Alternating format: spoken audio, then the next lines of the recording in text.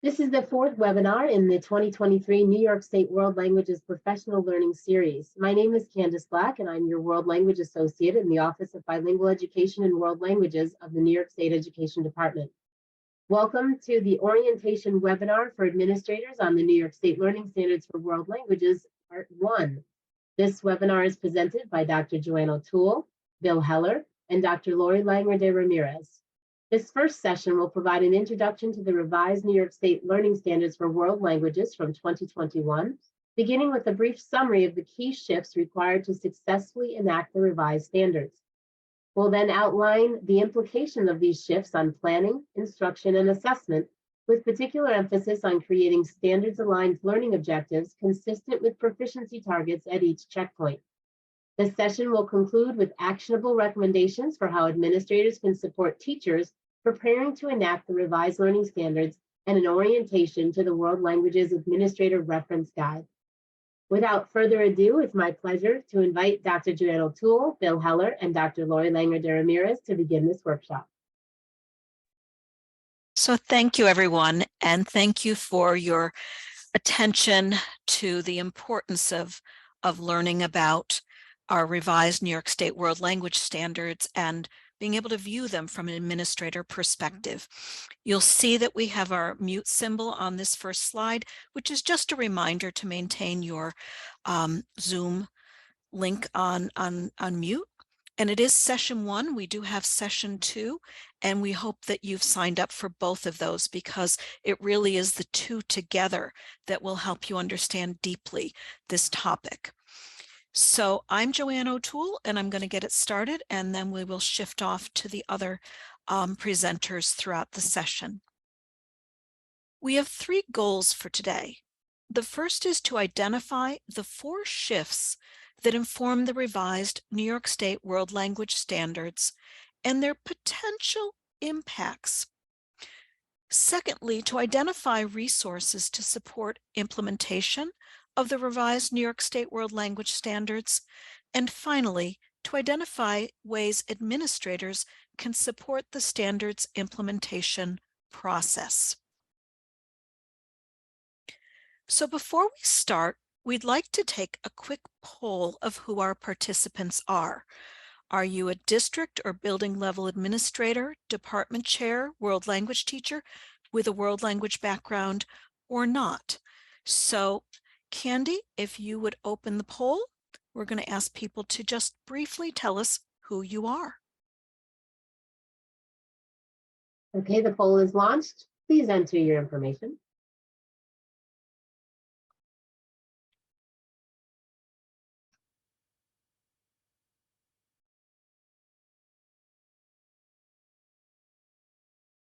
Okay, Joanne, it looks like we are almost there. Can you see those results, or do you need me to read them? I can read the results. So we see that 64% of our participants are district or building administrators without a world language background. And 23% are district or building administrators with a world language background. And we have 2 department chairs participating and a few other folks. So thank you so very much. We really appreciate that.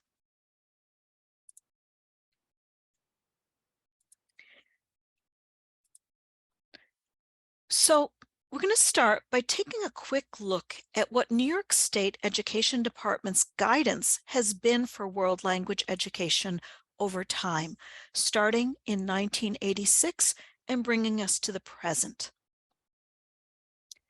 So you can see this timeline shows that in 1986, modern languages for communication and Latin for communication were the New York State syllabi that were groundbreaking at the time and that said this is what should be instructed in world language classrooms. 10 years later, we had the New York State Standards for Languages Other Than English. These were the first learning standards. And as you can see, it took from 1996 to 2021 to update those standards, the ones we're going to be looking at today. So the 1986 syllabus was named Modern Languages for Communication. And that word communication was key because it said communication is the primary focus of what should be happening in world language classrooms. It identified 4 overarching language functions or purposes for which our learners would use language, and positioned those within meaningful situations across 15 identified topics with attention to culture, and by having our learners speak, listen, read, and write, focusing on the skills, using vocabulary and grammar in support of communication, not as the primary focus of instruction. And these were intended to be spiraled or revisited and built upon across 3 defined proficiency checkpoints. You're probably very familiar with those terms, checkpoints A, B, and C. And this syllabus also introduced that language learning was for all students, not just an elite content area. 1996, the introduction of the standards era, we started with what had already been developed in modern languages for communication, those learning outcomes, situations, and checkpoint descriptors, excuse me, and made that become our learning standards for languages other than English, with the key ideas and performance indicators. So really, the guidance from 1986 is still in place today. And for the 2021 standards, we had a very robust standards development process that took place over 8 months from 2019 to 2020. It involved over 200 committee members who were either on a state level content advisory panel, in 7 regional standards review committees, or language specific committees, one for American Sign Language, one for classical languages, and one for indigenous languages. And these committees not only worked on the development process, but in that process addressed 1,120 public comments. So you can see that this is not something that was just imposed on teachers in New York State, but rather something that was built from the ground up with many, many voices and perspectives in the process. So what is it that you need to know in anticipation of the implementation, which begins in September 2023? First, excuse me a second. Sorry about that. We have developed an administrator reference guide, and the little folder icon tells you that you can locate this in the handouts folder, which is at the link that's been shared. It's also available on the State Ed website, and the link is down below. You may want to have this available to look at during the session, or make sure that you look at it after a session has concluded. This is a 3-part guide that has key information about the revised standards and related concepts, and practical ideas for administrators to be able to support world language educators as they shift to the revised standards. And in today's session 1, we're focusing on parts 1 and 2 of this administrator reference guide. So I spoke of 4 shifts. So in other words, you'll notice we're using language like revised learning standards and shifts, because this is not a total breakaway of what the guidance has said in the past, but rather shifts, evolution, to bring us to where we are in the current era. And so the first shift is moving from the name LOT, or languages other than English, to world languages. And this is a shift that has already happened. In July of 2021, the New York State Board of Regents approved this name change. And so there are some key implications of this shift, primarily the need to rename. Have you renamed your world language departments from LOTE to world languages, or from foreign language to world languages? How are the job descriptions written for positions within this department? And how are you advertising for positions that you may have available? And how are the course descriptions written, and what does it say on learners' transcripts? So consider those potential implications. I do want to note that for teachers who are already certified, and Bill, if you could click, they don't need to update their teaching certificates. But what you will see is that people who are more recently certified, their teaching certificates will indicate that they are world language educators rather than foreign language educators, which was the previous notation. And so at this point, we invite you to put into the chat any question that you may have that is specific to shift number 1, the renaming from LOTE to world languages. So let me just explain. At the end of each shift, we're going to ask you to enter questions into the chat that you may have about the given shift. We're not going to answer them at this time, but rather we will have them organized by the shifts, and we will answer them at the end of this session today. So again, we'll give you a moment to put any questions you may have about this first shift into the chat.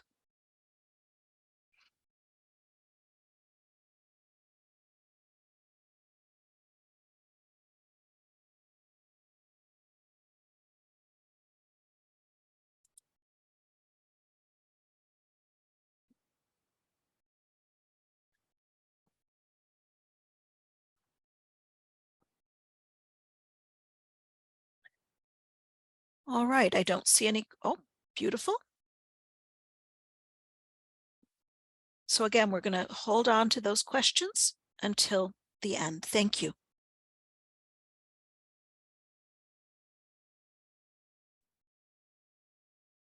Good morning, everyone. I'm happy to talk with you a little bit about the shift in the standards themselves. So this is shift number 2. And as Joanne mentioned, we are really trying to reflect our national standards called the World Readiness Standards for Learning Languages. You might hear teachers talking about ACTful standards. That is the American Council on the Teaching of Foreign Languages. And so often we use that as shorthand, but these are really the World Readiness Standards for Learning Languages. And you can see them here. And this is how our revised New York State standards really map over these national or world readiness standards. So our first standard is connected to interpretive communication. We're going to unpack these in a moment, but it connects directly to one of the 3 modes of communication, which is the interpretive mode. Standard number 2 for the revised New York State standards refers to interpersonal communication, and that's this back and forth communication. Again, we'll unpack all of these in a moment. So it maps directly onto the interpersonal communicative mode. And then standard number 3 is presentational communication. All 3 of these standards are connected and intertwined. And again, we'll unpack these in a moment. Standard number 4 for New York State connects to cultures. The World Readiness Standards breaks cultures up into 2 distinct segments, and we bring them back together. And so we're looking at relating cultural products and practices to perspectives. And that is our 4th standard. And then finally, the 5th revised standard refers to comparisons, and that connects to the cultural comparisons on the World Readiness Standards. So you can see how our standards really map onto the World Readiness Standards. Let's take a little bit of a deeper dive into what each one of them really says and means. And so the standards in a nutshell. We have 2 versions of the standards. The first for modern languages, and the second for classical languages. And you can see them here. Again, these are all in the document that you have access to. There are two overarching or anchor standards, and those are communication and cultures. And they are the same for modern and for classical languages with a little bit of a shift. And we'll show you that difference as well. There are 5 learning standards under those 2 anchor standards. And again, those learning standards are 3 for communication, interpretive, interpersonal, and presentational, and 2 for cultures, relating cultural practices and products to perspectives and cultural comparisons. Again, we have different standards for modern and classical languages. They're not so much different, but in a different order. We'll give some clarity to that as well. And so the characteristics of the standards, we're really looking at input and output in these standards, and you'll see how they're categorized. I want to draw your attention here to these icons, which I think can be really illustrative of our standards. They give you a good sense for what's going on. Let's dig a little deeper into these. For the communication standards, one is focused on input. That is our interpretive communication standard. That's the first one you see on the left. You can see the arrows going into this figure of a person, right? So that's all about input and things coming in. Students will be listening, hearing, reading, or viewing. So that's input that begins. And then 2 are focusing on output. And those you can see the next 2 icons. Interpersonal communication, you can see the arrows going both ways. So it's back and forth communication. And then again, another form of output is presentational communication. You can see that 3rd icon with the arrows going out. So that is the students creating materials and sharing them out with an audience, and that is output. For the culture standards, note that these are all carried out through the communication standards. The implication of that is that these cultural themes that will be woven throughout our units and our work with students are all communicated through the communication standards in the target language. So those can be either input in the case of students reading or viewing or listening to authentic resources, or output where they are communicating about cultural themes. Each of these standards contains 4 elements. And they are language functions, language skills, contexts of usage, and cultural knowledge. Let's have a look at what that looks like as well. So for standard 1, just note we're looking at modern languages with these examples. Let's look at interpretive communication. Again, this is input. You can see those arrows coming into the student, so input. For our language functions, we're looking at what students can do. So we're focusing on learners understanding, interpreting, and analyzing. Moving on to skills. We used to talk about the 4 skills: reading, writing, speaking, and listening. So here we're saying what is heard, read, received in the case of American Sign Language, or viewed. We're looking at contexts. So in what context is this interpretive communication sitting? So here we say on a variety of topics using a range of diverse texts. And then ultimately, cultural knowledge comes through authentic resources. Authentic resources are materials that were created by a culture for a culture. They are not usually didactic in nature. These are materials that were created not for the classroom, but rather for regular daily life in the target culture. So you can see in standard 1 how this flows. We have language functions, language skills, context, and cultural knowledge. Let's look at standard 2. Again, for modern languages, this is interpersonal communication. And this is in the form of output. Again, if you look at that icon, you have the arrows going back and forth. So this is negotiation of meaning, back and forth communication, conversations, or in the case of writing, it could be texting back and forth, right? But this is interpersonal communication. So with this one, let's start with the context. Learners interact and negotiate meaning. Moving on to skills in spontaneous, spoken, visual, or written communication. The function or the purpose of this would be to exchange information, express feelings, preferences, and opinions. And the cultural knowledge here will depend on the interlocutor. So it'll depend on who you're talking to and what cultural elements might be brought in. But again, this is students interacting, negotiating meaning. It's the spoken, visual, or written communication back and forth to exchange information, maybe to express feelings, preferences, and opinions.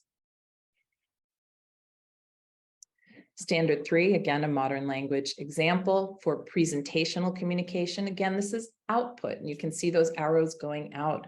So this might be a student writing something or speaking about something, but it's one-way communication. The context here might be learners present information and ideas on a variety of topics. The cultural knowledge would be this phrase, adapted to various audiences. As we know, to be able to communicate effectively, you have to understand your audience, and in this case, the cultural context of that audience.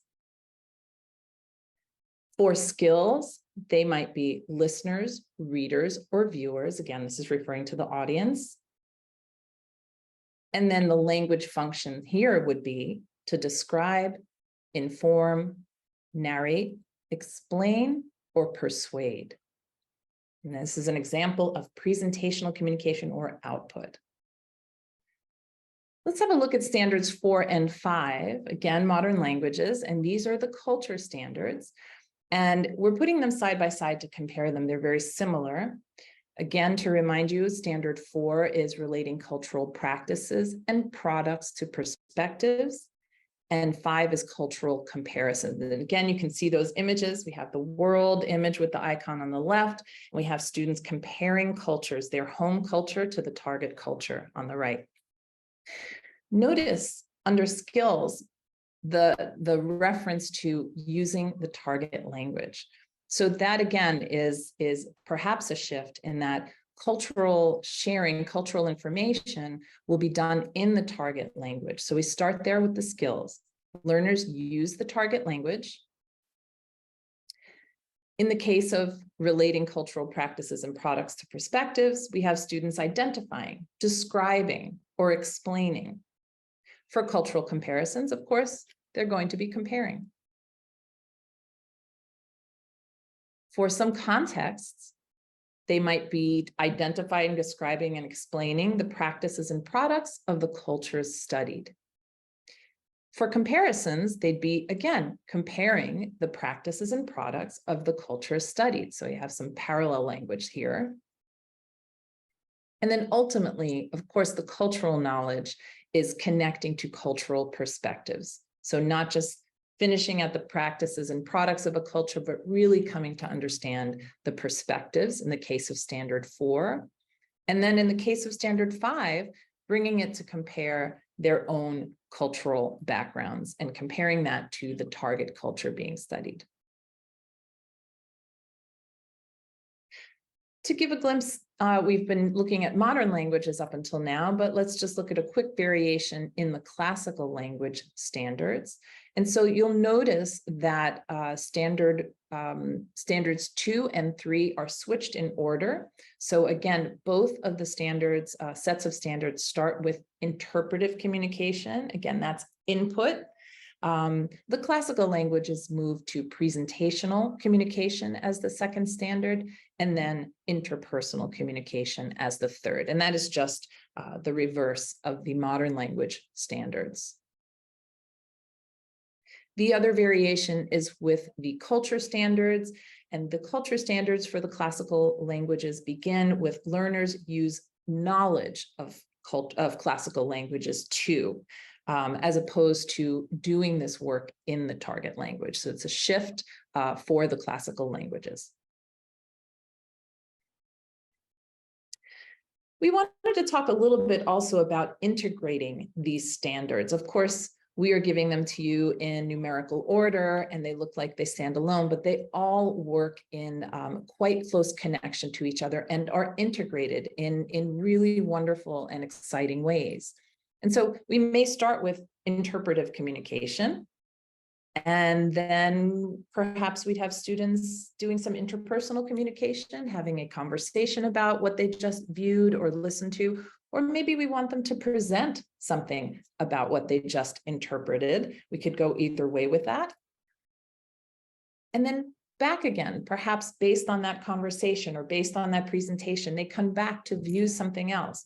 Maybe they listen to some more input, watch a video or listen to a podcast, and then come back to converse more about it. So you can see that these standards really, it's an iterative process, and they're moving back and forth among the standards. And of course, woven throughout, thanks, Phil.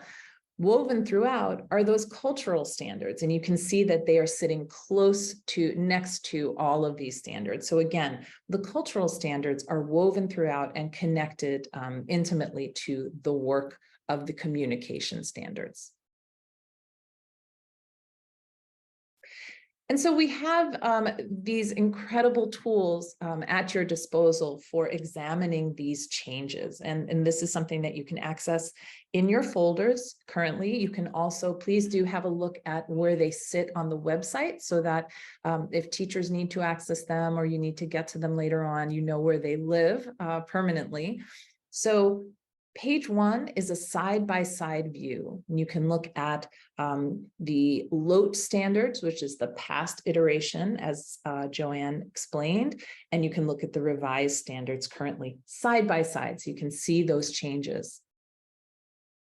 Page 2 gives you a list of all of the things that stayed the same, and there are many things that have stayed the same and continue to work. And then, of course, page 3, we have some things that have changed and make that very clear side by side. So you can use this as a reference for some of the shifts that we're sharing with you today. So some key implications of this shift. For instructional resources and planning, authentic resources is really a big topic to work with departments and help them to find them and to use them effectively. So we're really looking to these authentic resources as a primary source of input. Again, an authentic resource is something that was created by a culture for that culture, and really looking at those resources as communicating culture in very authentic ways. We want to plan for learners to engage in those 3 modes of communication that we just reviewed: the interpretive mode, the interpersonal mode, and the presentational mode, using language functions. Language functions are really about what a student can do in the language, as opposed to necessarily what they know. We want to plan grammar instruction in support of those language functions. So again, looking at the language functions as the driving force for lesson and unit planning. And planning for that integration, as we just reviewed, the integration of communication and culture. For instructional delivery, teachers will be teaching primarily in the target language. And of course, meaningfully sequence communication tasks so that they build and meet all of those different standards throughout the course of a thematic unit. Expectations for learners, much like the expectations for teachers, will be to communicate in the target language. And ultimately, that is our goal. So target language throughout, both on the part of the teacher, on the part of the students, in the materials that we use, and especially in the cultural materials in the target language, using authentic resources.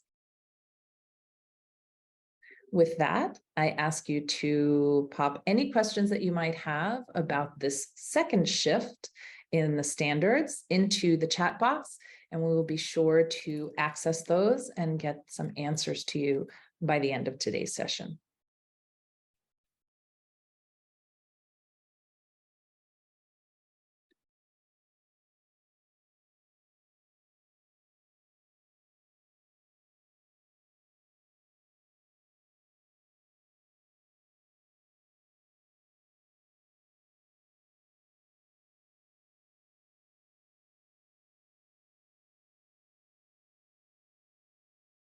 Okay, if you think of anything later on, feel free to pop it into the chat.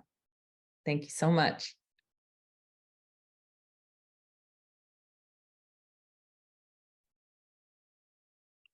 So shift 3 moves us toward aligning our state benchmark targets, checkpoint A, B, and C, with nationally recognized definitions using what are called the Actual Proficiency Guidelines.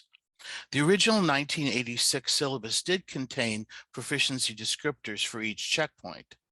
The revised standards keep our three benchmarks, checkpoint A, B, and C. However, now the definitions for these benchmark targets are calibrated to the latest iteration of the Actual Proficiency Guidelines. Proficiency development is graphically represented, as you see here, with an inverted pyramid. Progress from one level to the next higher level is not a linear progression like a ladder or a staircase might depict. Instead, at each new proficiency level, there's an expanded range of topics: sophistication of expression, control of accuracy, and length of discourse that is consistently required to attain that proficiency level. The Actual Proficiency Guidelines define 5 levels of proficiency, as you see here: novice, intermediate, advanced, superior, and distinguished. These cover the entire gamut of proficiency ranges, from beginning language students all the way to highly educated native speakers. Each of these levels is subdivided into low, mid, and high ranges. For the purpose of our work, we focus our attention on the proficiency ranges in the red box, most represented by our pre-K to 12 learners in the novice and intermediate ranges. To give some perspective, advanced low is considered an acceptable proficiency level for a non-native speaker beginner teacher, which is usually attained after completing an undergraduate major, including a robust study abroad experience. So you see our checkpoint A is within the novice range. Checkpoint B moves us into the intermediate range. Checkpoint C moves us further through the intermediate range. And to attain intermediate high, which is the target for the seal of biliteracy, we have to, learner has to do some advanced functions, but can't consistently sustain that level of performance.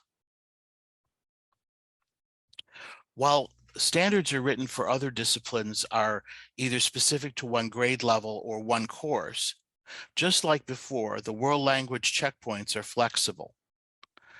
The basic design for each checkpoint is to be completed in 2 years, beginning with checkpoint A in 7th grade, with the benchmark exam in 8th grade. Checkpoint B in 9th and 10th grades, with its Regents credit benchmark exam. And checkpoint C culminating in 12th grade, with assessment options including AP, IB, dual enrollment college credit, and seal of biliteracy.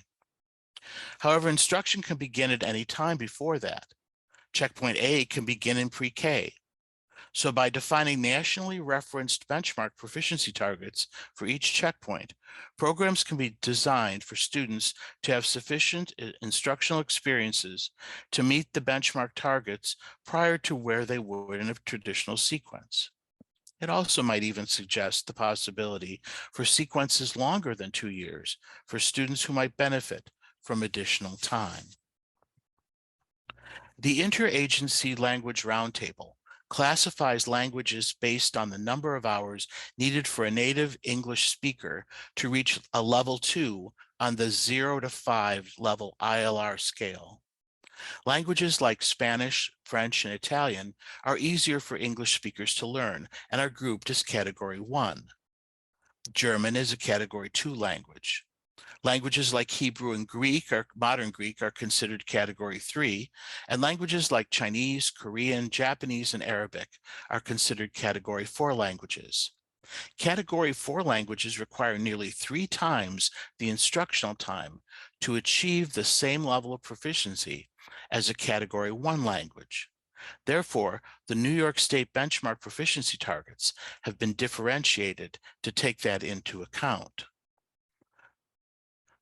So we have 3 levels, sets of ranges that are given, proficiency ranges. Modern languages, Category 1 and 2, modern languages, Category 3 and 4, and then for the classical languages. Let's take a look at those.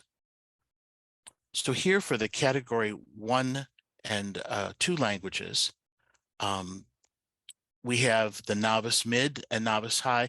Novice high is the target for the end of checkpoint A. For the end of checkpoint B, intermediate mid is the target for the Regents level exam.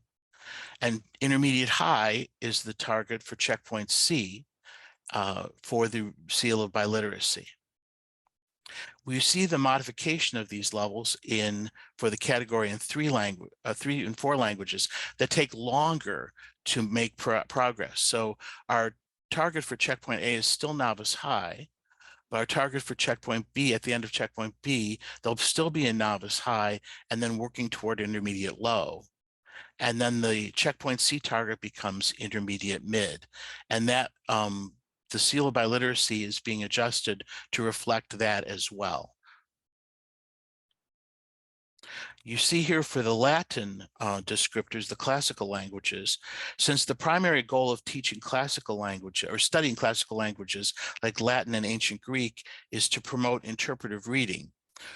The proficiency targets for classical languages actually are slightly accelerated for interpretive reading, which is intermediate low for checkpoint A.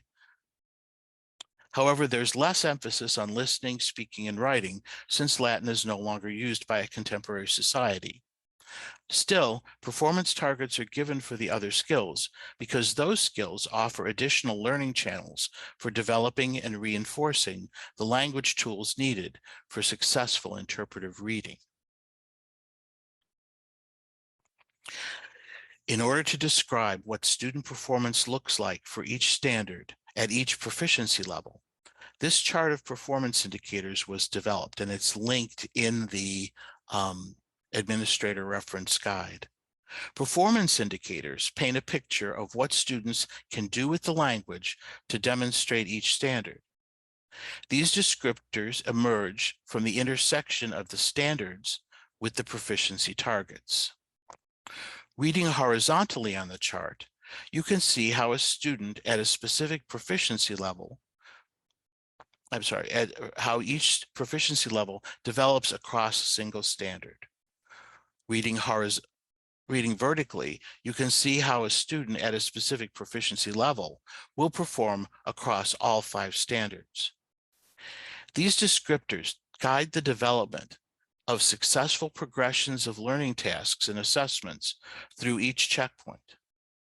A thorough understanding of these performance indicators is the key to creating course and curriculum alignment.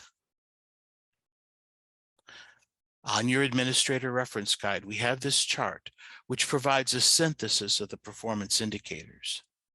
This chart focuses specifically on how learners process input and produce output at the novice and intermediate levels corresponding to each checkpoint.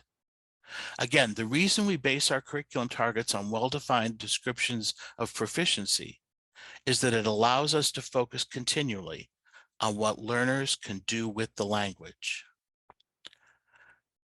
This chart describes every major proficiency level, where they fall on the checkpoints, the proficiency sublevels, and then the language category that they're in. So it tells you what the input and output will look like at each level that the students are taking. So the shifts to designating actful proficiency targets for each checkpoint, along with providing well-defined performance indicators for each standard, raises important implications on instruction, assessment, and program design. For instruction, it clues us in that we should focus on what learners can do with the language, as Lori and Joanne have been saying, rather than on what they know about the language. With assessment, it focuses on performance tasks that show what the learners can do with the language rather than what they know about the language. And to evaluate using rubrics aligned to proficiency targets.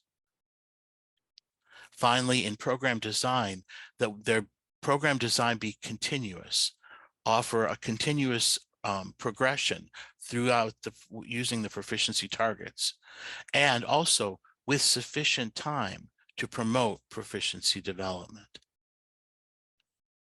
At this time, we'll take a moment to think about any of your questions and put them in the box related to this shift about using proficiency targets and well-defined performance indicators for each standard.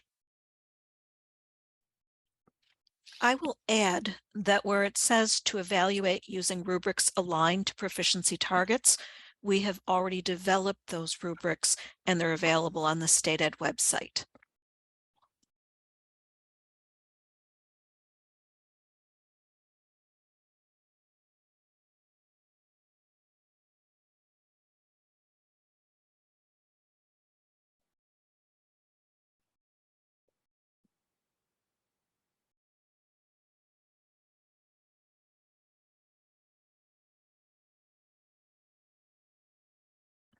Thank you for these questions. We'll be able to address them at the end. Now let's move on to shift number 4. So shift number 4 is the New York State World Language themes and topics. Previously, we had 15 topics.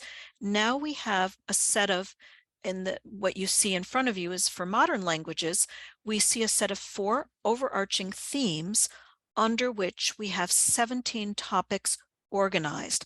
These are not intended to be 17 units of instruction, but rather integrated into thematic instruction.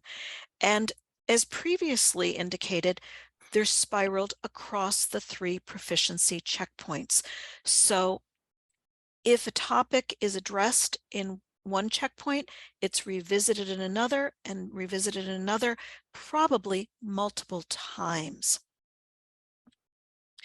For the classical languages, it's just a little bit different, where they have 6 overarching themes and multiple topics per theme.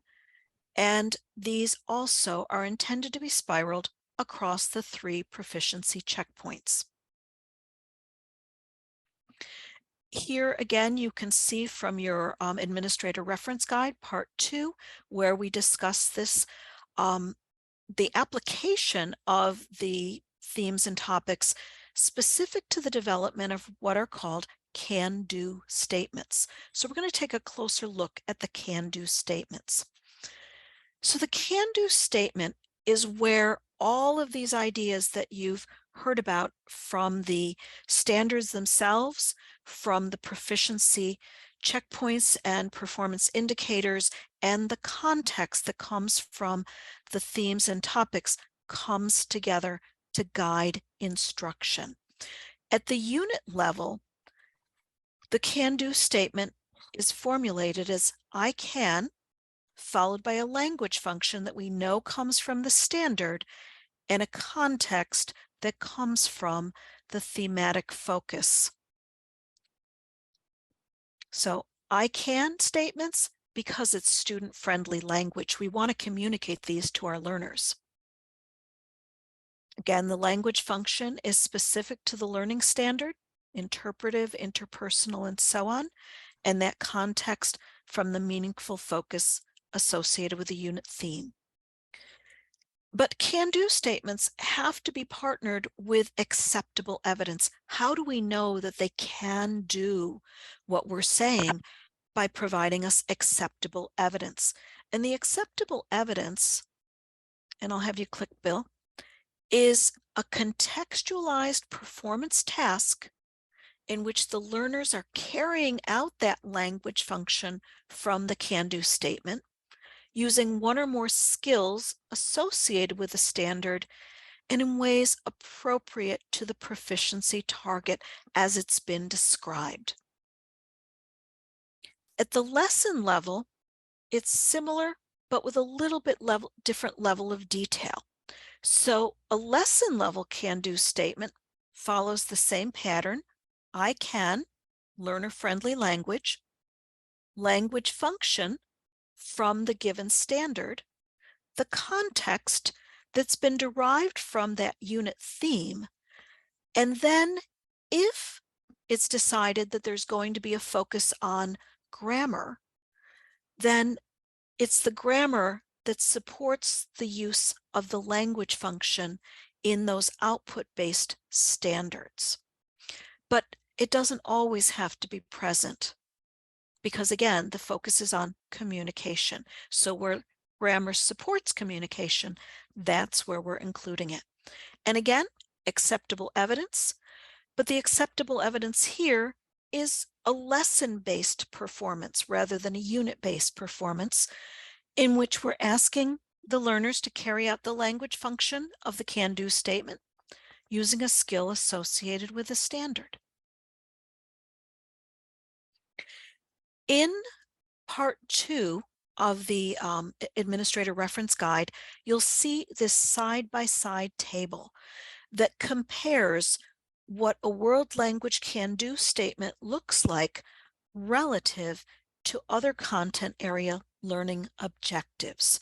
And so it's a very different vision and one that's really important to have in mind as you are considering the lessons that you observe in world language classrooms that are standards-based. So what are some key implications of shift number 4? First, the instructional resources and planning. The textbooks, excuse me, sorry about that. Textbooks serve as a supplementary tool. If you've ever looked at a world language textbook, you have probably seen enormous vocabulary lists and lots of grammar, and inclusive of anything that any world language teacher in any part of the country might possibly be considering teaching. And so it really is a tool from which our teachers should be selecting content that's in support of the targeted language functions. What are those grammar tasks that they would want to use? Which ones wouldn't they? What about that vocabulary? Well, which words are in support of the context of a given unit or lesson?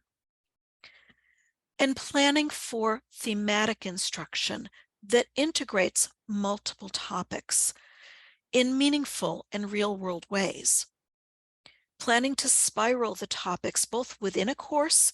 It's not that, oh, I already taught my food unit, but we can talk about food over and over again in all sorts of contexts to really reinforce that we're not segregating or separating the topics, but integrating them in real-world ways, but also across courses so that our learners can build sophistication with any given topic and over time. And planning that vocabulary instruction, again, in support of communication and within a meaningful context. In terms of instructional delivery, that learners' attention needs to be drawn to the can-do statements. And the learning tasks are focusing on learners communicating within a context. And again, the learning and instruction of vocabulary and grammar is in support of communication. And what are the expectations for learners?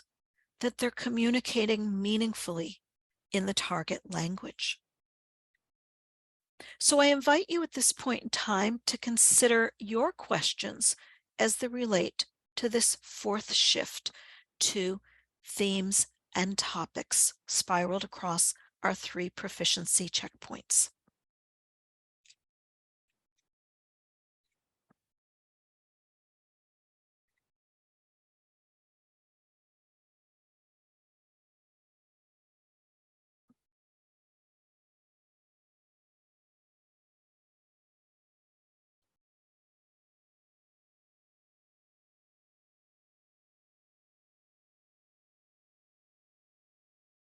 So if questions come to mind, feel free to enter them. We're going to go to our last section, which starts with, what is the timeline? And again, this is a screenshot from our Administrator Reference Guide, Part 1. You can see that from 2021, when these standards were approved, to 2023 has been professional learning, and we have a robust set of resources available to you and the teachers you work with. We'll be showing you where to find those momentarily. That professional learning isn't going to end with the implementation of the standards this fall, but rather it will be ongoing as we gradually implement the standards one grade at a time, one checkpoint at a time. So the timeline you see here is looking at a traditional 712 program where you have 2 years to implement checkpoint A, and 2 years at checkpoint B and 2 years at checkpoint C. For programs that begin in the elementary school, then the implementation starts with the first year where implementation of checkpoint A begins. So what is it that you can do to support world language educators' professional learning? We're offering you multiple suggestions in the Part 1 of the Administrator Reference Guide in 3 categories. The first being awareness. You'll see multiple recommendations for building awareness for yourself and for others. The second category is related to time, assuring that world language educators have a sufficient amount of time to be prepared and ready to implement these revised standards. And the third category of recommendations is in terms of funding. The funding that assures that world language educators can do what they need to do. Another set of recommendations is in regard to ways you can support the standards implementation process itself. And again, these are in 3 categories, starting with the advocacy. You are a #1 advocate for these teachers. A second set of recommendations is again in regard to time. Time matters. And third category is again in terms of funding, that when we're implementing something new, funding plays an important role. And so all of the documents that are hyperlinked into the Administrator Reference Guide itself and that are found on our State Ed website, you can find where it says standards and guidelines. This is like an accordion setup, and at the 4th blue bar, you'll be able to find hyperlinked the revised standards and key documents specific to the standards. At the 5th blue bar, there are resources for teachers, and we are adding to this continuously. And at the 6th blue bar is where you will find the resources for administrators, including this compilation of the 3 administrator reference guides and the individual guides themselves. We have done a robust amount of professional learning, and it is ongoing. And at the link that's called Professional Learning, you will find at top the upcoming professional learning opportunities. One of those is at 4 p.m. today. Those that have been recorded, I think we've done about 24 already recorded sessions that are available with handouts and slides, just like today's will be. At the next link, you'll see where we talk about our book study. We have one going on currently. There are more to come. And then The World Language Leadership Council is something that if you're not part of, you can choose to join, that meets monthly and provides all sorts of information and opportunities for questions to be answered. And finally, there are links to professional learning opportunities by outside organizations. So, session 2, what to anticipate? Well, the World Language Standards in practice. What do you wonder about the revised New York State Learning Standards for World Languages in terms of what they look like in a lesson plan or in a lesson? Well, you will be introduced to the World Language Observation Guide that includes observable elements that are unique to world language lesson plans and lessons, and suggested correlations to APPR rubrics. Do you wonder how observable elements of standards-based world language teaching correlate to the APPR rubrics? Well, in session 2, we will show you suggested correlations to both the Danielson and NYS APPR rubrics. So at this point, we'll revisit our goals, which were to identify the 4 shifts that inform the revised New York State World Language Learning Standards and their potential impacts, identify resources to support implementation of those revised New York State World Language Standards, and identify ways administrators can support the standards implementation process.